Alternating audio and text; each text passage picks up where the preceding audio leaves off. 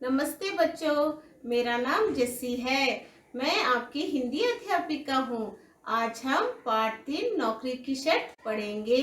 बच्चों, एक ऐसे इंसान की कहानी है जिसके पास कोई काम नहीं है, उसे एक नौकरी की जरूरत है। आइए बच्चों, अब हम देखते हैं उस व्यक्ति को नौकरी मिली या नहीं। चलिए बच्चों, पाठ पढ़ते हैं। उन दिनों मेरे पास कोई काम नहीं था। भूखों मरने की स्थिति थी। मुझे एक नौकरी की तलाश थी, मगर नौकरी मिल ही नहीं रही थी। बच्चों, लेखक ने उस समय की कहानी लिखी है जब उनके पास कोई काम नहीं था। मतलब उनके पास कोई नौकरी नौकरी मतलब जॉब, है ना। उनके पास कोई जॉब नहीं था, उनके पास पैसे नहीं थे। तो उस वक्त उनकी स्थिति कैसी थी? भूखों मरने की स्थिति थी, मतलब भूख से तड़पने की स्थिति थी। इसलिए वो क्या तलाश कर रहे थे? एक नौकरी तलाश कर रहे थे। नौकरी मतलब बच्चों जॉब, जॉब तलाश कर रहे थे, है ना। आगे पढ़ते हैं।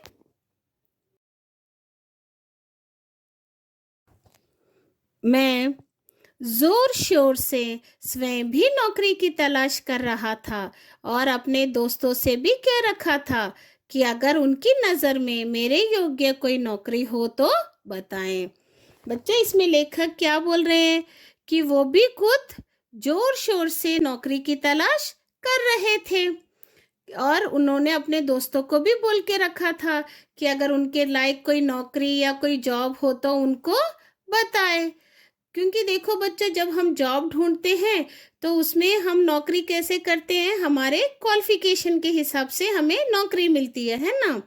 तो योग्य नौकरी, योग्य मतलब जितनी पढ़ाई इन्होंने की थी उस हिसाब से वो नौकरी ढूंढ रहे थे और उन्होंने अपने दोस्तों को भी बोल के रखा था कि अगर उनके लायक कोई नौकरी है तो उन्हें बताएं। इन्हीं बेकारी के दिनों की बात है। मैं अपने एक मित्र से मिलने उसके घर गया। उसका घर मेरे घर से दूर था। इधर मेरी जेब खाली थी, सो मैं पैदल ही गया। इसमें लेखक बोल रहे हैं बेकारी। बेकारी का अर्थ है बेरोजगारी, अनएम्प्लॉयमेंट। उस वक्त लेखक के पास कोई नौकरी नहीं थी। वह अपने मित्र से मिलने उनके घर गए और लेखक का मित्र का घर बहुत दूर था।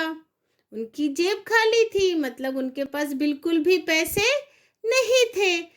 तो घर दूर हुआ। आप लोग तो कैसे जाओगे अगर घर दूर है तो?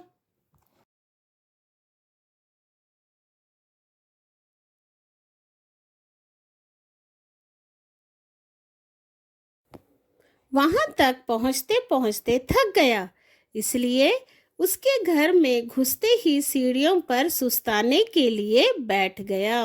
बच्चों, लेखक के पास पैसे नहीं थे कि वो बस में जा सके, है ना। उनकी जेब खाली थी, तो वो अपने मित्र के घर पैदल ही गए।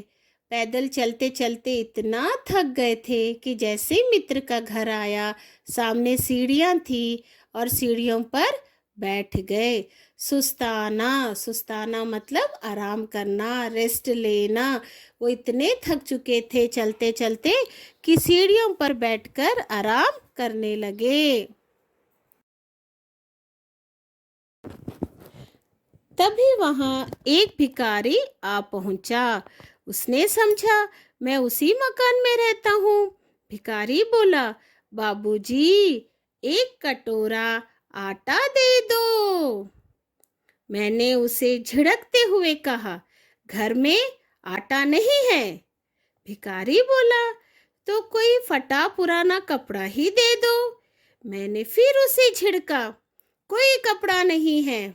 देखो बच्चों, आपने इससे पहले देखा ना कि लेखक चलते चलते थक गए थे और आकर सीढ़ियों पर बैठ गए। जैसे ही लेखक सीढ़ियों पर बैठ गए तभी वहां एक भिखारी आया। भिखारी मतलब बच्चों बेगर, जो भीख मांगते हैं ना, आपने देखा ही होगा रास्तों में। हाँ, एक भिखारी आया और भिखारी ने क्या सोचा कि ये तो लेखक का ही घर होगा, वो अपने घर के बाहर बैठे हैं, है ना। तो उसने बड़े प्यार से पूछा, बाबूजी एक कटोरा आटा दे दो। आटा मतलब बच्चों व्हीट फ्लोर, ठीक है। आटा मतलब व्हीट फ्लोर, जिससे मम्मी, आपकी मम्मी चपाती बनाती है, रोटी बनाती है ना बच्चों। हाँ, तो लेखक को गुस्सा आया। उसने झिड़कते हुए कहा, झिड़कना मतलब बच्चों डांटना, फटकारना, गुस्से में बात करना, है ना। जब आप गलती करते हो तो आपकी मम्मी झिड़कते हुए बात करती है ना कभी कभार। हाँ, इसी प्रकार लेखक को भी गुस्से में था, क्योंकि वो इतना दूर पैदल चलकर आया था ना, बहुत गुस्से में था। इसलिए उसने भिखारी को गुस्से में कहा, घर में आटा नहीं है। अब भिखारी ने फिर प्यार से कहा, तो कोई फटा पुराना कपड़ा ही दे दो। फिर लेखक को गुस्सा आया, उसने जोर से बोल दिया, घर में कोई कपड़ा भी नहीं है। मैंने सोचा अब वह टरक जाएगा, पर नहीं, वह वहीं अड़ा रहा और बोला, तो बाबू 10 पैसे का सिक्का ही दे दो। मुझे उस पर गुस्सा आ गया। टलता ही नहीं अड़ियल। मैंने उसे डांटते हुए कहा, 10 पैसे भी तो नहीं हैं। देखो बच्चों, पहले भिखारी ने क्या मांगा? आटा मांगा। तब लेखक ने क्या बोला कि आटा नहीं है। फिर उसने क्या मांगा? पुराना कपड़ा मांगा। तो लेखक ने कहा कपड़ा भी नहीं है। और लेखक ने कैसे जवाब दिया बच्चों? गुस्से में, है ना, झिड़कते हुए जवाब दिया। लेकिन भिखारी जो था वही खड़ा रहा। लेखक ने सोचा वो टरक जाएगा, टरक मतलब चला जाएगा, लेकिन नहीं, भिखारी वही अड़ा रहा मतलब वही स्थान पर खड़ा रहा। खड़े होके फिर क्या मांग रहा है? देखो क्या बोल रहा है, एक 10 पैसे का सिक्का ही दे दो, है ना। 10 पैसे मतलब बच्चों, 10 मतलब 10, पैसे मतलब पैस, सिक्का मतलब कॉइन, ठीक है बच्चों। तो उसने क्या मांगा कि 10 पैसे का कॉइन दे दो, 10 पैसे का सिक्का ही दे दो। अब लेखक को बहुत गुस्सा आ गया, क्योंकि उसके पास थे ही नहीं ना बच्चों, उसके पास नहीं थे, इसीलिए तो बेचारा पैदल आया। अब भिखारी सोच रहा है कि इतना बड़ा घर है, ये घर में रहता है, ये मुझे कुछ भी नहीं दे रहा है। लेकिन अब लेखक को गुस्सा आ गया। टलता ही नहीं अड़ियल। अड़ियल मतलब क्या है बच्चों? बहुत जिद्दी, स्टबन, है ना। कभी कभी आप भी क्या करते हो, यदि आपको किसी चीज की जरूरत पड़ती है तो आप क्या करते हो? मम्मी से एकदम मांगते रहते हो जब तक कि वो चीज आपको ना मिल जाए, है ना। उसको हम स्टबन कहते हैं। तो इसी प्रकार भिखारी भी अड़ियल रहा, वहीं खड़े रहा। तो उसके बाद लेखक को और गुस्सा आ गया। उसने जोर से कहा, 10 पैसे भी तो नहीं है। लेखक तो सच्ची बोल रहा था ना बच्चों कि उसके पास कुछ नहीं है।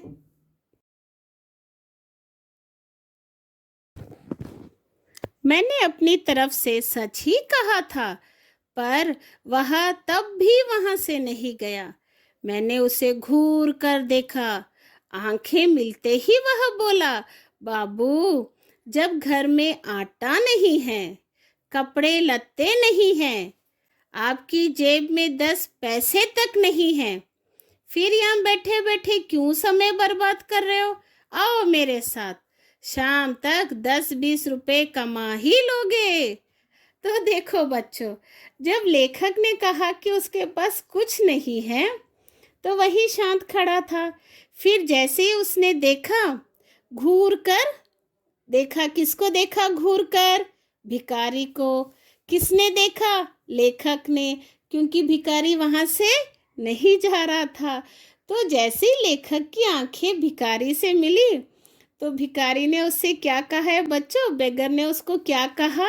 कहा कि जब घर में आटा नहीं है, कपड़े नहीं हैं, कम से कम तुम्हारे पास 10 पैसे नहीं हैं, तो तुम घर में बैठ के क्या कर रहे हो?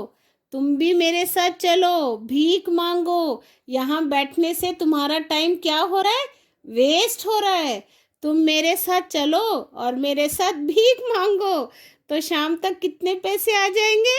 10-20 रुपए, मतलब 10-20 रुपीस तो तुम अर्न कर ही लोगे, कमा ही लोगे। तो भिखारी लेखक को सलाह दे रहे हो बच्चों कि खाली बैठे हो, समय बर्बाद कर रहे हो, मेरे साथ चलो, दोनों चलकर एक साथ भीख मांगते हैं।